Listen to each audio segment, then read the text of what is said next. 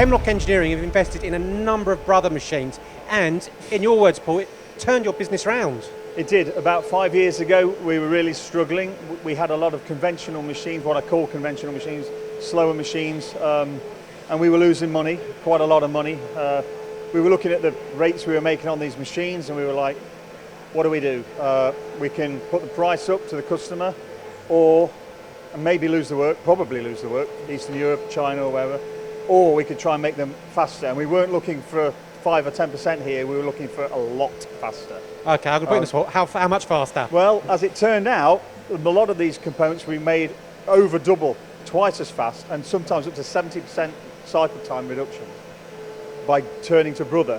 So we started an investment about 4 or 5 years ago, and we've kept buying more and more, and we've put more components, and more components have gone onto them, and we've been able to hold the prices fixed. We've not been quite a very competitive price by speeding up the cycle time dramatically. I'll come to cycle time in a minute. How many brother machines have you got? We've got 7 here. And it's not just one type of machine. What machines have you got? We've got all sorts. We've got we have the S500s behind us. They've got Kitagawa 4-axis on, so we can get the side operations done. Yep. We've got the S700s, which we generally use for flat work, plate work type things, but we have multiple vice jigging, so we can get 8 parts in one go. And then we've got a twin pallet R450 X1, which is a fantastic little machine. Right, you say, I mean, all fantastic. Why do you say that one specifically?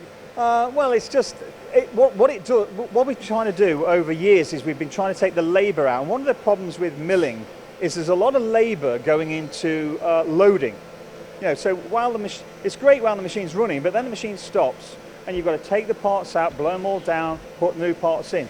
The beauty of a twin pallet is the spindle is always cutting. Yep. So you've took all the labour out, and this is fantastic for milling. If you can do that, and historically, we've always looked at this, but the footprint of these twin pallet machines have been so large that we couldn't fit it in. We're quite limited on footprint. Yep. So what we looked at these brothers, saw these twin pallets, really small footprint. This is perfect for what we need it to do, Okay. And the parts you're making, critical components, I understand. Yeah, we're making a lot of critical components for the food industry. Right. It's a lot of date coding equipment for sell-by dates. And they go on food production facilities all over the world.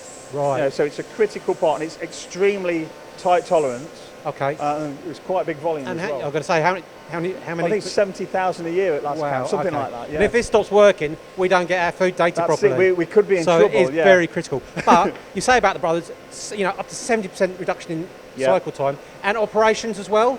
And you've reduced the number of operations. Yeah, some of these components were 2 or 3 operations, and we obviously set it up with 4 axes and took operations down to 1 operation. Okay. Specialist jigging and tooling, 1 operation, and a lot of the time, 70% cycle reductions, which is enormous. That's huge. Okay. We turned the business around from losing 300,000 a year to a profit, which is fantastic. So we never looked back really. Pretty much, saved the company or turned it around. It did. It was like, this business is not going.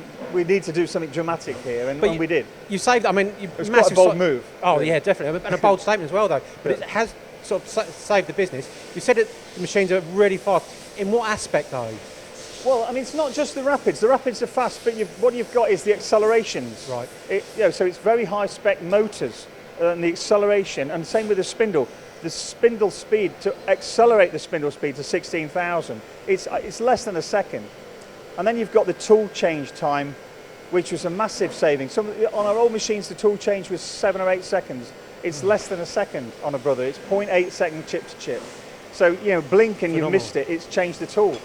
So, whereas before you'd have to try to set it up so you're doing as many operations with one tool as you could. Now you don't really have to worry about that. You can change tools really as much as you like. Okay. Because they're so fast, it's almost negligible.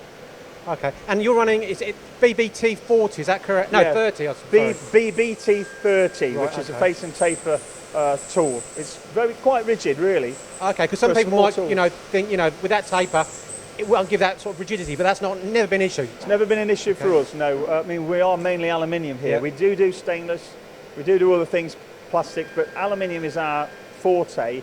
Yeah. And it's absolutely perfect for aluminium. You know, the quill machine. So the other thing is you use less electricity as well. You know, when you've got a big machine with a big headstock going up and down, that's burning electricity all the time. But a little quill machine, it's just much quicker and a lot cheaper to run. Okay. And so far, these things, they're spec'd up to automotive standards, so they don't wear out. They just go and go and go 24 hours a day. I think it's just the very high spec spindles and motors. Yeah. So yeah, they're great. Yeah. They really are perfect. Just chatting to guys around here, absolutely love the machine. You know, it's all well and good having them fast and they can do these great operations. What about the controls though? Easy to use and capable of running the machine to its full capacity? Yeah, no, they're absolutely fine. We haven't had a problem with the controls. We have had to reprogram pretty much everything. Yep. You don't really want to use your old programs you know, on a new machine that goes a lot quicker. So you've got to uprate all your speeds and feeds and tooling as well. Clearly huge fans of these machines, you really are. But it also comes down to sales, support, and the guy from Whitehouse, never understand how's he helped? Oh, absolutely fantastic. I mean, when we first started down this journey, we didn't really have much clue as to how fast these machines can go and what type of tooling was required. And Neville came in and he set up a lot of our jobs for us, programmed them for us, even designed the tooling. Right. And they were probably here for quite a while, but it was absolutely fantastic. And he made a lot of the savings, actually. Brilliant. But then we've learned from him, and all our guys have learned. So it's been a very good thing that they've done for us. Fantastic experience. So there we go. It's not just about the machine tools, actually sales, support, and Neville in this case. Neville was brilliant, yeah. Brilliant story about your brother machines. That's at Hemlock Engineering and sales support from Whitehouse Machine Tools.